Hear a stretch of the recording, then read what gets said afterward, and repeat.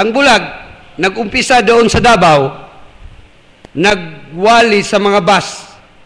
May 7 sinusunod. Preaching sa bus. Pangalawa, house-to-house evangelism through serenading. Tapos church visitation to encourage. Pagkatapos, feeding ministry. Sumunod ang discipleship evangelism training. Kahit nasa bundok kami, may mga training kami doon, nag-disciple ng mga binata at nakaproduce na ang The Blind Singing Preacher ng 7 preacher. Graduating yung 4 ngayon sa Bible College. Kaya mayroon din kaming tinatawag first aid and medication, healthcare at livelihood program. Kaya nakumpos yan dahil sa Panginoon at yung mga ministeryo na yan, dahan-dahan, kumilos ayon sa blessing na pinagkaloob ng Panginoon sa amin, sa kakayanan lang. Kaya kung ano ang mayroon, gagamitin. Kaya ang The Blind Singing Preacher, mayroon ng nabuo na isang church doon sa Katipunan, sa Bayugan City, Agusan del Sur. Mayroong pastor doon. Sa ngayon, tinatawag siyang assistant muna dahil ayaw niya mag full time. At may preacher na 2 nangangalaga doon. Tapos, ang design sa The Blind Singing Preacher, every 3 to 5 years, lilipat ng ibang lugar. Kaya nandito nakarating ako sa Luzon, sa Maynila. Ang design kasi kung saan ako galing noon, nung ako'y namumuhay pa sa mundo, babalikan ko. Kaya isa sa nabalikan ko ngayon, ang San Pedro, Laguna. Mayroon kayong mission doon, nag-ooperate, at visible na yon. Katunayan, kasama ko yung young people doon na isa, yung lalaki. At ang The Blind Singing Preacher, dahil nga ang purpose upang tumulong sa mga church, nandyan ako ngayon sa Bacoor, sa Central Baptist Church, dahil namatay nga ang kanilang pastor. Nandito si ma'am, ang kanyang asawa, at sa tulong ng Panginoon, nagagawa yun. Sabado ng gabi, hapon, diyan ako hanggang Miyerkules ng gabi. Pagdating ng Miyerkules ng gabi sa umaga, bibiyahe kami papuntang San Pedro, Southville, at doon naman kami dahil sa Huwebes ng gabi, prayer meeting, at ang sa Friday, mayroon kami extension class. Pagkatapos, mayroon kaming discipleship training pagkagabi ng Bernice. Tapos yung samba namin doon ay Saturday ng umaga, ang worship service. Kaya sa tulong ng Panginoon, nangyayari yan, hindi dahil sa magaling ang tao. Nangyayari dahil sa Panginoon. Ang The Blind Singing Preacher ay mayroong ginagawa na disenyo galing sa Panginoon. Kaya may sinusunod na patakaran sa pagwali, to tell, to teach, to preach, to stand and live the truth. What is right? Yan ang purpose sa preacher na bulag. Kaya, bakit The Blind Singing Preacher? Hindi dahil bulag ako. Dahil ang dami ng mga Kristiyano ngayon na bulag sa katotohanan. Kristiyano na tayo, pero ang ginagawa natin, hindi sumasang-ayon sa kalooban ng Panginoon. Kaya naghirap ang misyon. Kaya naghirap ang misyon. Kaya, ang itsura ko, ang timbers bilang The Blind Singing Preacher, nasa 1 John chapter 2, verse 15 and 16. Kaya itsura ko. Yan sa 15, sinabi, love not the world, neither the things of this world. If you love this world, the love of God is not in Him. It's not in us, in you. Kaya sabi sa 16, Cause lust of the flesh, lust of the eye, and pride of life. Ito, kalbo ako lagi. Hindi lang ako nakapagkalbo ngayon. Dahil, ibig sabihin sa kalbo ko, lust of the flesh. Kalbo sa katotohanan. Pangalawa, lust of the eye. Dahil sa napakaramot na tao ngayon, at sa mga Kristiyano na, kaya naghirap ang misyon. Tapos, yung bungal ko, pride of life. Alam mo, napakayabang ko. Kaya nilunok ko yun. Pati pustiso ko, nung nag-full-time surrender ako sa Panginoon, dinurog ko. Dahil ang daming rason ng Kristiyano na ayaw tumugon, sumunod sa gusto o kalooban ng Panginoon dahil ang dami niyang rason. Alam mo yung the blind singing preacher, informal kung tawagin. Pero ayon sa sabi ng Panginoon sa akin, ayon sa kakayahan ko, gagawin ko. At pinapagawa ng Panginoon sa akin. Ayon din sa kaugalian ko nung lumaki ako. Noon pa, lagi akong nagtatanong, ano ba talaga ang tama sa pagsamba? Yung tatay ko, binubogbog ako. Tingnan mo yung ngipin ko, tatay ang may gawa ko nito. Binubogbog ako para magsimba. Pero nagtaka ako, bakit nanatili lasinggo? Bakit nanatili babaero? Kaya, yan ang dahilan bakit na ipinanganak yung misyon na The Blind Singing Preacher upang imulat ang realidad. Kaya, bago ako magpatuloy sa ating mensahe, kukunin ko sa favorite ko rin na verse.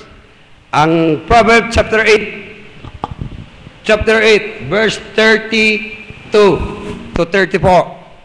Verse 32 to 34. Ang sabi diyan, yung Bible dala ko, hindi para basahin ko, upang patunayan ko na yung mensahe nandito sa Bible. Kaya, hindi ako makabasa, pero dala ko siya. Kaya, Proverbs chapter 8, verse 32. Ang sabi diyan, now therefore, hearken unto me, O ye children. For blessed are they that keep my ways. Blessed are they that keep my ways. Ang 33, her instruction, and be wise, and refuse it not. Ang 34, for blessed is the man who heareth me, watching daily at my gates, waiting at the posts of my doors. Amen. Panginoon, maraming salamat po sa gabing ito. Salamat sa church na ito. Panginoon, ang mensahe hindi sa akin, sa iyo. Instrumento lang ako. Nawa magamit mo ako ngayon bilang instrumento. Panginoon, kailangan ko ang kapangyarihan ng iyong Espiritu. Kailangan ko ang Espiritu na maglukob sa amin, mangusap sa amin, magturo, magtanim ng iyong salita dahil iyo man itong gawain. Hiniling ko, nagmakaawa ako sa iyo. Gamitin mo ako boldness yung harapan. Takpan mo ako sa iyong banal na dugo. Panginoon, tulungan mo ako sa pag-alala ng mga bersikulo na dapat ibagi. At tulungan mo ako na makapagsalita na mayos. Panginoon, ibalik ko lahat sa iyo ang papuri at kalooban mo masunod sa iyong pangalan, Panginoong Jesucristo. Amen. Ang ating pag-aralan, blessed are they that hearken. Blessed are they that hear it, hearken. Mapalad ang tao na nakikinig. Ang tanong, nakikinig ba talaga? Sinong pinakinggan? Sa aking pag-iikot, kay daming Kristiyano, mas marami pang oras sa TV kaysa pagbasa ng Bible. Pasensyahan niyo yung busis ko dahil natural lang to sa akin. Bulong lang to sa amin eh. Bulong. Mula lumaki ako, pamilya namin, ganun, bulong lang yon. Nakikinig ba ang tao? Sino pang pinakinggan? Ang daming tao ngayon, tinatawag selfishness, namumuhay, selfishness, self-righteousness, self-propagating, self-governing, self-righteousness. Itong mga bagay na yan ay nagiging gap, uhad lang sa misyon. Sa totoo lang, nag-iikot ako. Pero kadami-dami nga mga church pastor, ayaw tumanggap sa akin. Bakit? Matapang daw ako. Pangalawa, hindi raw ako nila sakop. Mayroon na daw silang mga misyonaryo.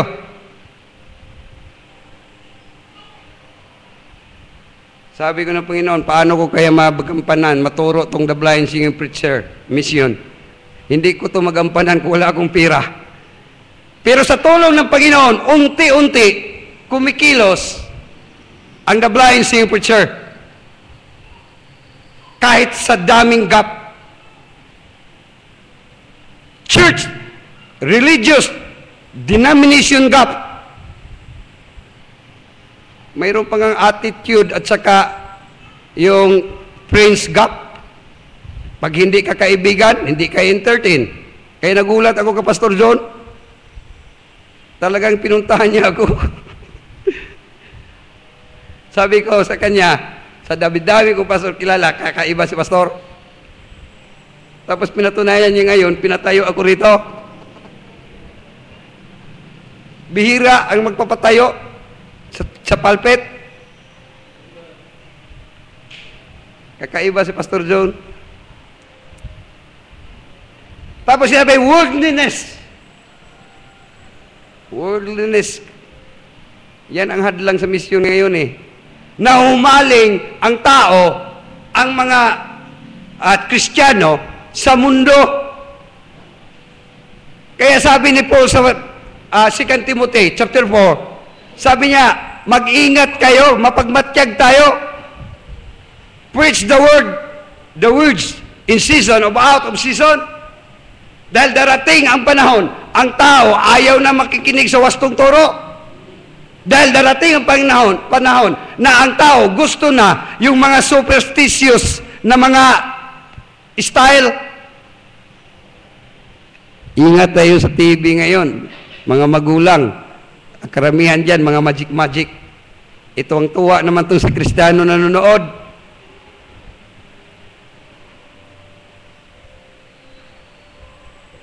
Darating ang panahon ng Kristiyano, mamili na ng preacher o pastor na gusto nila, yung gusto nila, ang ituturo.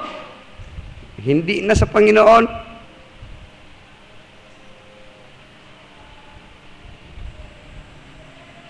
The Blind Singing Preacher, diyan inaayawan.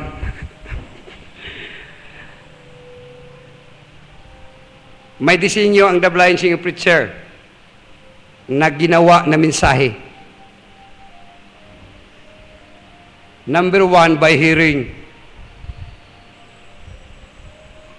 Nakikinig ba ang tao? Nakikinig ba talaga tayo? Kung nakikinig, sino bang pinakinggan? Kung ang Panginoon ang ating pinakinggan, ang Panginoon, ang tungkol sa Panginoon, ang ating maunawaan. Sabi sa Romans chapter 10, verse 17, faith cometh by hearing, and hearing by the words of God. Ano daw yun? Ang paniniwala mula sa pakikinig sa salita ng Panginoon. Naunawaan ba natin ang pinakinggan natin? Kanino ba galing yan?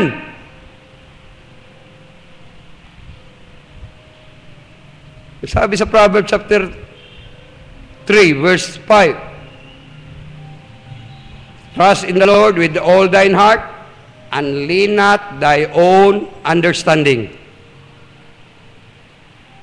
In all thy ways acknowledge Him, and He shall direct thy path.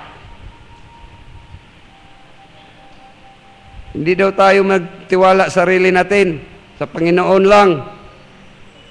At lahat ng gagawin natin, kailangan alam ng Panginoon, magpaalam tayo.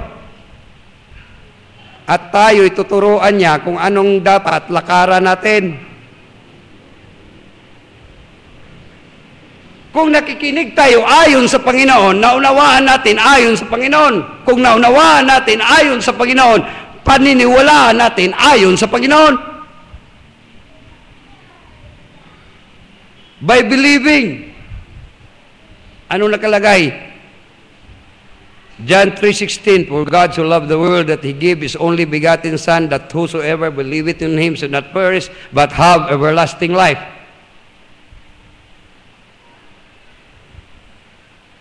Tapos ka nakakaunawa, sundin, follow. Ang sabi diyan sa Matthew 11:28, Come unto me, all ye labor and heavy laden, and I will give you rest. Tapos sabi diyan sa 29,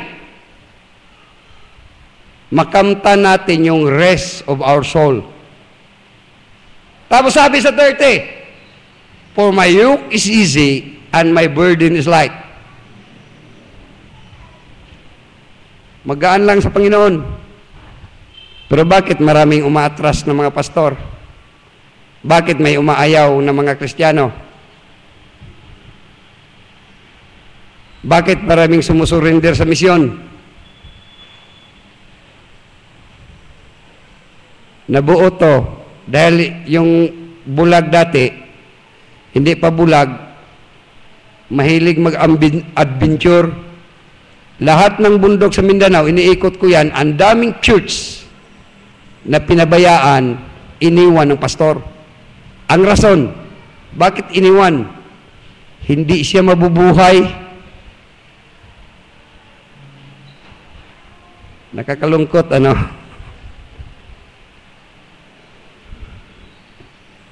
Tapos sabi, bilang ikaw sumunod sa Panginoon, dahil naunawaan mo, dahil pinakinggan mo ang ayon sa Panginoon at pinaniniwalaan mo, tanggapin mo. Tanggapin natin. John 1:12, But as many as receive Him, to them give He power to become the Son of God. The Son of God. Give He power. May kapangyarihan ka mula sa Panginoon. Tapos kung anak ka ng Panginoon, tumanggap ka, sumunod ka na, confess. John 1:12. 1 John 1:9. Confess. Bilang Kristiyano tayo, dapat totoo tayo. At ang patunay bilang totoong Kristiyano, umaamin ng kasalanan. Nakikinig ako minsan ng testimonyo, bihira talaga ang nagtestimonyo na umaamin ng kasalanan. Aminin mo. Dahil papatawarin tayo ng Panginoon. Pag hindi mo aminin, hindi tayo patawarin. Kaya sabi sa Isaiah 1:18, Come now and let us reason together. Lumapit ka sa Panginoon, mag-usap tayo, sabihin mo anong mali mo. Do your sin like scarlet, they are white as snow. Do your sin like crimson, they are white as wool. Tapos sa 1 John 1:9, if we confess our sin, He's faithful and just to forgive us and cleanse us from all unrighteousness. Tapos ang last na design sa The Blind Singing Preacher, pang-7 na mensahe, nga diyan nakapokus, repent. Hindi kayo paulit-ulit ka nagsisi, paulit-ulit ka rin umaamin sa kasalanan, wala namang pagbabago. Sabi ng insik, maula gihapon. Luke 13:3, I tell you, but except ye repent, ye shall all likewise perish. Magbago. Ngayon, dako tayo sa ating mensahe. Number 1. Keep my ways of God mission. Keep my ways of God mission. Ano bang mission sa Panginoon? Lagi pinaulit-ulit. Acts chapter 1. Verse 8. Matthew 28, verse 19. Ano ba nakalagay dyan? Go and teach all nations. Go, go, go. Ikapgo naman. Kaya pagdating sa area, hindi umabot ng 3 buwan, umuwi.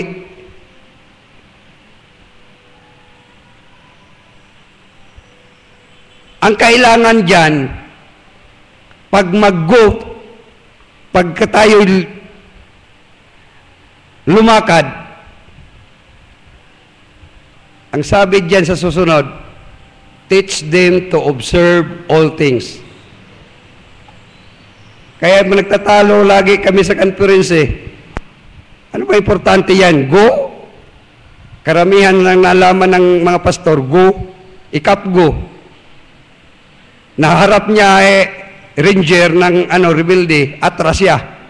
Ranger si Satanas eh.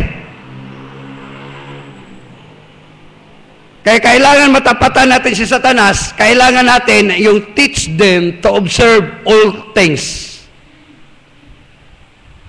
Batas ng Panginoon, batas ng tao, equip ka. Equip tayo. Para hindi ka atras. Amen? Pag hindi ka equip sa teach them to observe all things, hindi mo alam ang lahat ng bagay, hindi mo alam ang batas ng Panginoon, hindi mo alam ang batas ng tao, malamang talaga, kunting mali, magkagulo pa yan. Dahil hindi mo alam saan mo pasukan para maayos.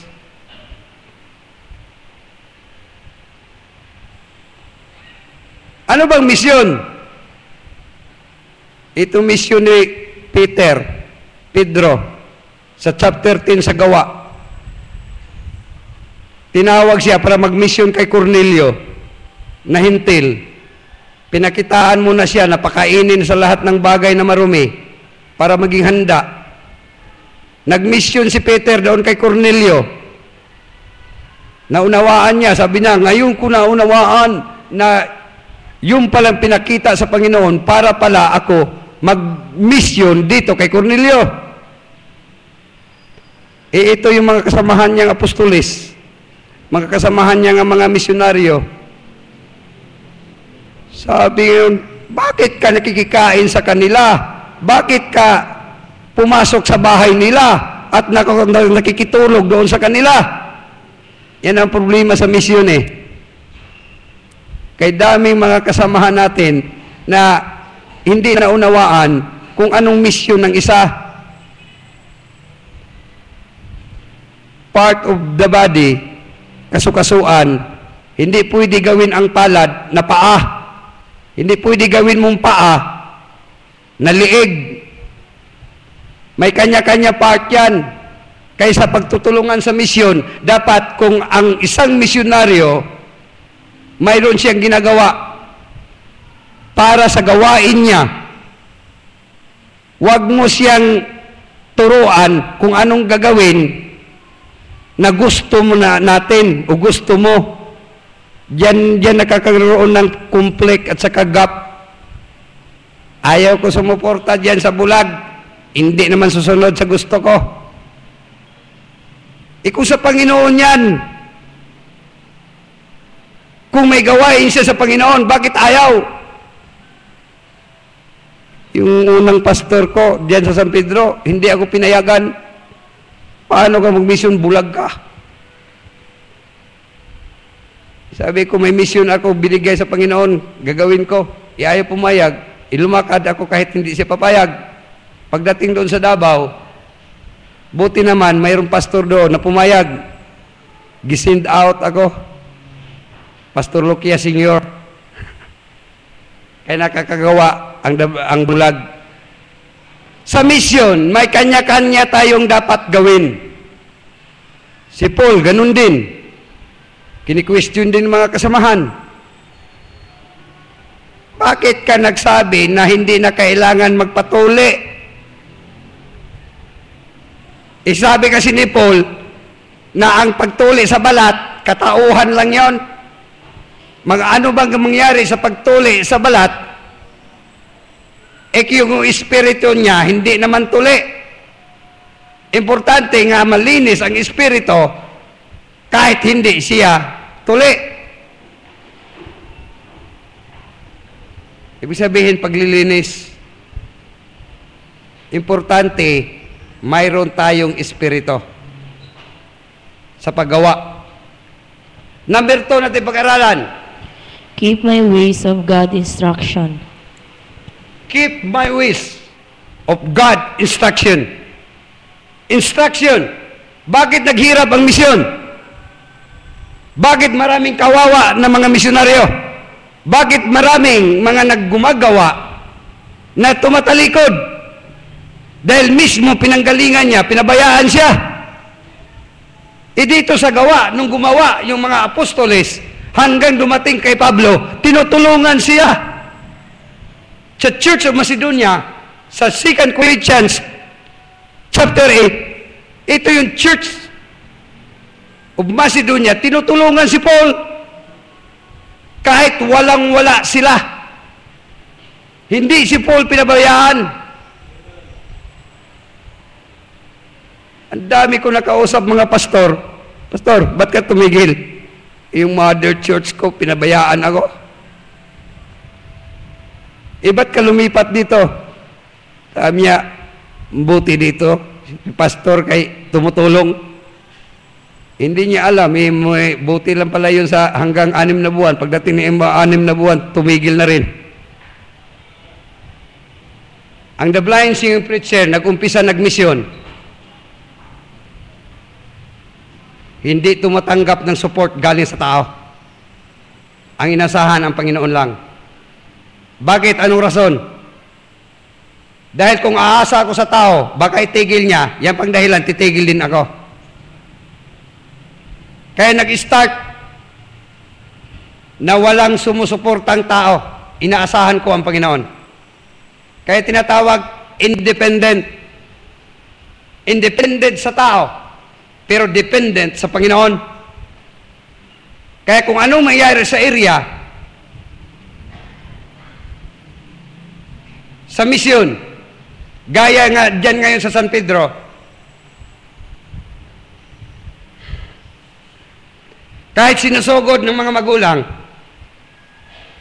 kahit inaatake ng mga taong nagwawala, nanatili. Sabi ko, ito na naman ako, palatandaan to, gaya ng ginawa nila kay Pablo. Ibig sabihin, may ginagawa sa area. Dumaan ako ng binarel, dumaan ako na hinabol ng itak, hindi lang nakaabot sa akin, hindi naman din ako tumakbo dahil hindi ko alam. Pero hinarang ng mga tao. Dumaan ako doon sa Nato Esperanza, tumawid ng tulay na singlaki lang ng binte. Sabi nila, baka mahulog yan, Pastor Joseph. Hindi naman ako nahulog. Ang lalim ng 10 dipa, yung ilog. Pero nung hindi pa ako nabulag, tumutulay ako ng lubid. Dahil black belter ako. Pinag-aralan ko yan. Dumaan ako ng maraming problema sa misyon. Pero nanatili pa rin. Sana, ganun din ang iba. Alam niyo ba? Hindi niyo pa alam.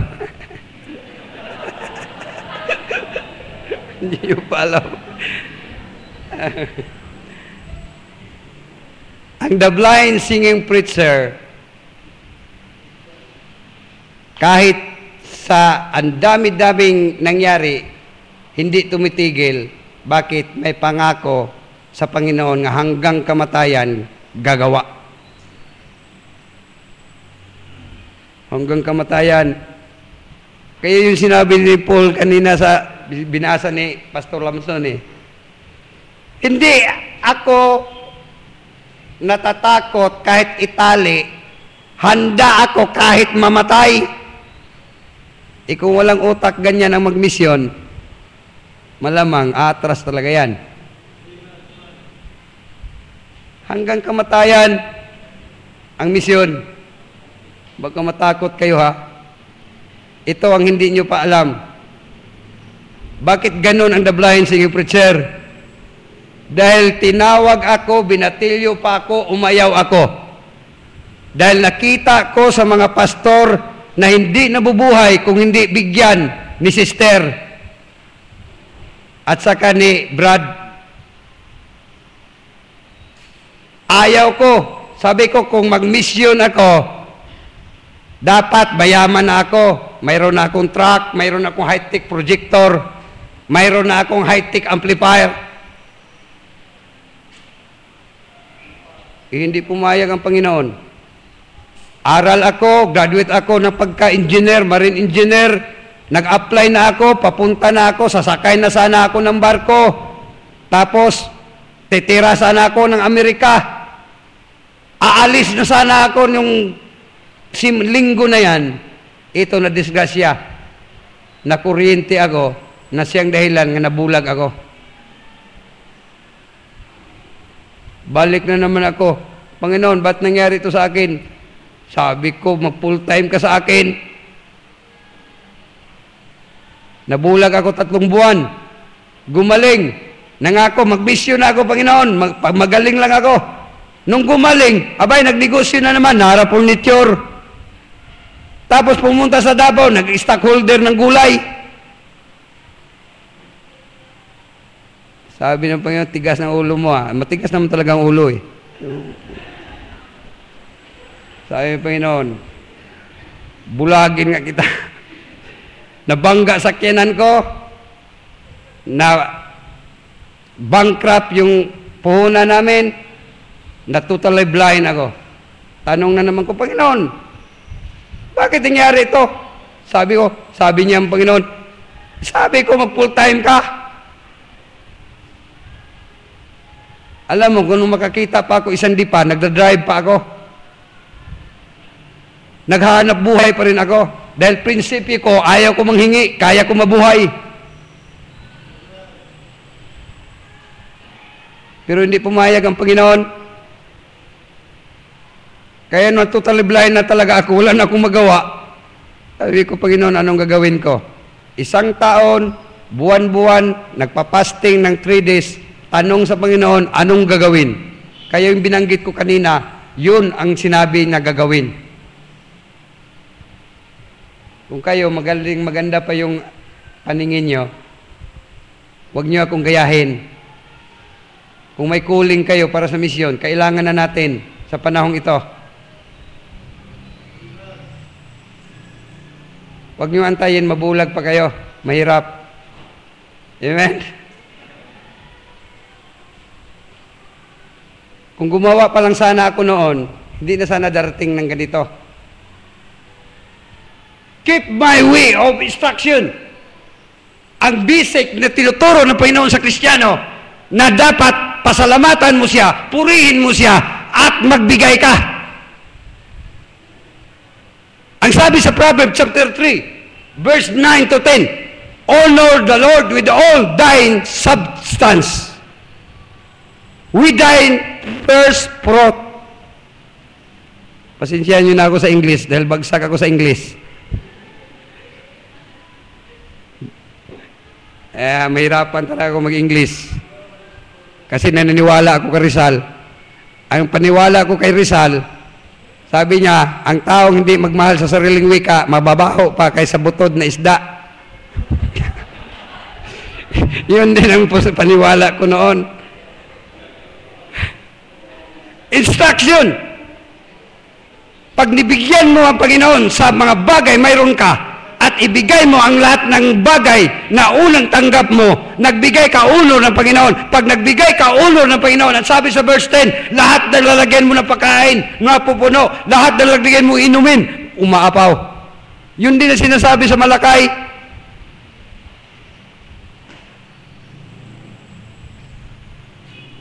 Prove me now if I open the windows of heaven and pull you out of blessing.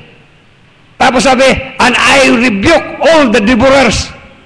Bakit may devourers ang Kristiyano? Bakit nagkasakit ang Kristiyano? Bakit nagdidisgrasya ang Kristiyano? Hindi sinunod ang instruction ng Panginoon eh. Ibigay ikapulo, bigay ka sa misyon. Pero dito, mayaman kayo eh. Kung nagbigay kayo, sabi ni Paul, ipagpatuloy nyo. Ang may gift sa pagbibigay, ipagpatuloy. Ang may gift sa pagkagawang-gawa, ipagpatuloy. Sabi naman Kristiano, wala akong pira, pastor. Ano yung sa Mark chapter 2? Ang paralitiko, ang paralyzed. Tinutulungan ng 4 na tao, hindi involved ang pira. Gumawa pa ng hagdanan upang umakyat sa bahay, binutasan pa yung bubong na labag sa batas. Pwede sana silang hulihin. Pero ginawa nila para lang makatulong. Ang babaeng balo sa Kings, kay ito sa istorya ni Elijah, na yun lang sana pakakainin nila, last na. Sabi ni Elijah, pakain mo yan sa akin. Sabi ng Panginoon. Sabi ng babae, dahil sinabi mo, nga sabi sa Panginoon mo, gagawin ko. Maganda kung ganyan ang attitude natin. Kaya, ang dami nilang pagkain. Instruction. Dapat masunod sa Kristiyano. Dapat masunod sa misyonaryo. Bakit ka nagmisyon?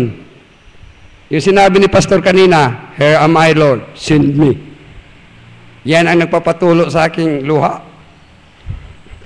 Para lang sumunod sa Kanya. Sabi ng Panginoon, sinong susunod sa akin? Sinong uutusan ko? Dito, mayroon bang mautusan para sa gawain ng Panginoon? Gawin nyo na. Lalo na kung maramdaman nyo, may kuling kayo sa Panginoon. Huwag nyo antayin mabulag. Gaya ko. Pero kay dami-daming Kristiyano ngayon, bulag sa katotohanan. Nung hindi pa ako bulag, bulag ako sa espiritual. Nung nabulag na ako physical, abay nakita ko yung espiritual. Sabi ng mga bisita o mga nakakilala akin, full of blessing spiritual. Puno daw ako sa blessing spiritual. Salamat naman. Instruction, importante na masunod natin. Magawa lang yon kung equip ka at mayroon kang isip sa tinatawag teach to observe all things. At lahat ng bagay, alam. Yan naman ang requirement sa Ecclesiastes eh. Ang sabi sa Ecclesiastes, ang preacher must be know all things. Dapat kung mag-go tayo, hindi kap-go. Ranger ka dahil ranger si Satanas. Tapos sabi yan, be wise. Be wise. Be wise like a serpent. Be wise like a dove. Be wise like an eagle. Like an bullock. Dapat kailangan natin yan. Amen? Be wise like a lion. Kayong full gospel, minukha sa ganyan. Kamukha ng leon, kamukha ng baka, kamukha ng agila, kamukha ng tao. Kailangan natin yan. Tapos sabi, refuse it not. Magwali ka. Ayaw ko, wala akong damit. Si John the Baptist pinagwali, nakabahag eh. Pinawali ng Panginoon nakabahag. Pero dami kong marinig yung magwali ka. Wala akong damit, pastor. Ba hindi kailangan magdamit ka kung magwali. Dahil si John the Baptist, yung sinunod natin, nakabahag. Tama ba yung Tagalog ko? Bahag.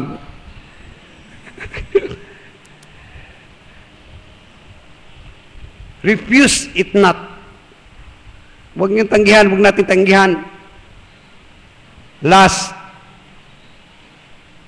May time limit pa naman ako. Keep my ways of watching and waiting. Keep my ways watching and waiting. Ang daming alam natin, malapit na ang panahon, malapit na. May mga lindol na malakas, may mga Yolanda na, ang dami nang matay. Malapit ng Panginoon. Nandito na tayo sa prophecy ni Daniel. Tapos na. Tapos na yung Matthew chapter 24. Mga kalamidad. Malapit na bumalik ang Panginoon. Nasa ID system na tayo ngayon. Pasado na sa Pilipinas. Susunod na yung pagtatak ng 666. Kaya ang tanong ko lagi, kung hindi mo kaya magpuasa o mag-ayuno, mag-fasting, ano kayang gagawin mo pagdating sa panahon na yan kung hindi ka handa? Tatanungin ko, kanino ka? Sa Panginoon o tatak? Sino piliin mo? Watching. Dapat matiyag na tayo.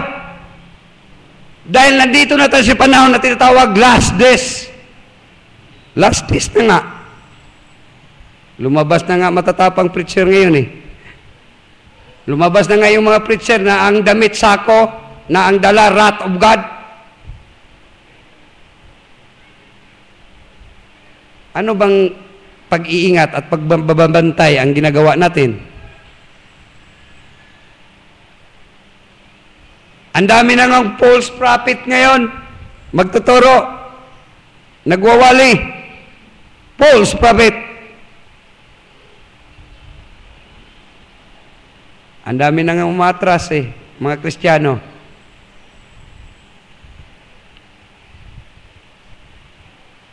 Dapat magbantay tayo. At isa sa gagawin natin para makagawa tayo at mananatili tayo, kailangan natin ang prayer. Prayer.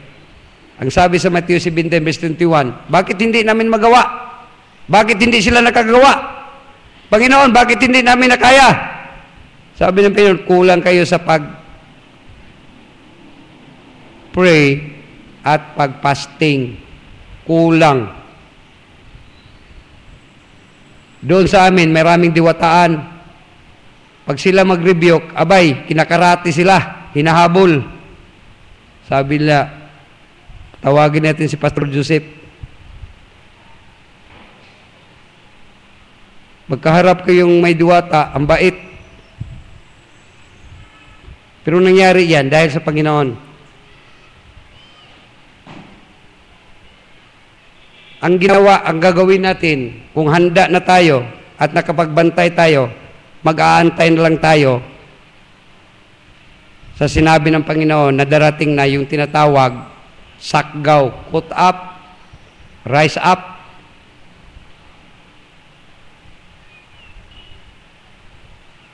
Kung magtanong tayo, kasali ka kaya? Kung kasali ka, may ginawa ka kaya? Hindi naman pinipilit ang Kristiyano eh. Ang sabi sa Hebrews chapter 12, gawin mo lang sa kakayanan mo. Present your body as a living sacrifice, holy, acceptable unto God. Holy, acceptable unto God. Holy, ano bang holy? Ang sabi sa Galatia chapter 22, chapter 5, verse 22, the fruit of the Spirit. Ano ba nakalagay sa the fruit of the Spirit?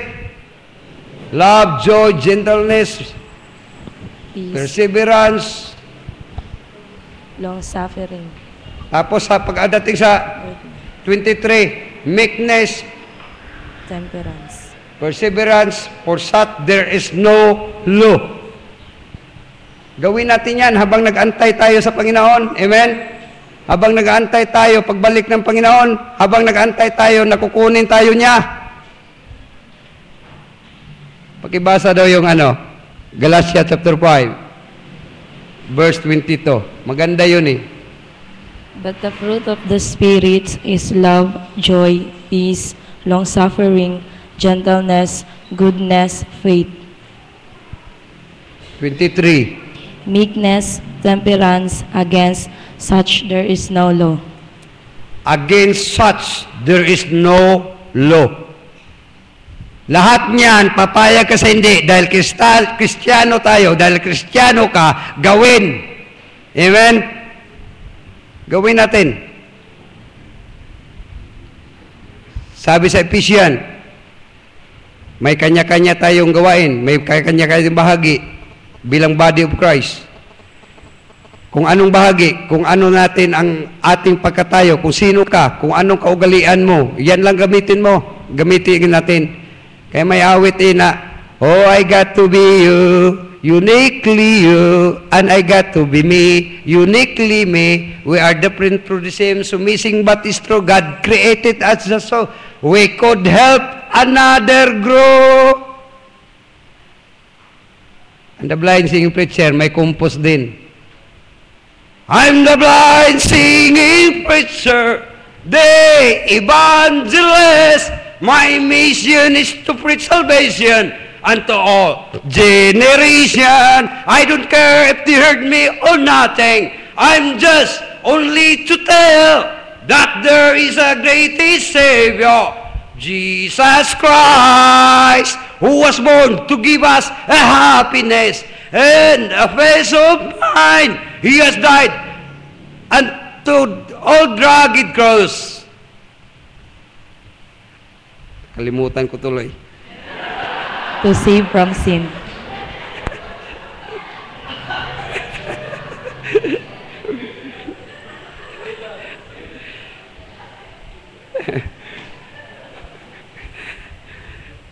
Tapos ang sabi diyan, He has risen on the tomb of grave. Risen on the tomb of grave to prove everlasting life until now. Until now. Jesus saved. Jesus saved. Jesus saved. Sabi ko, Panginoon, kung atras ako, patayin mo lang ako.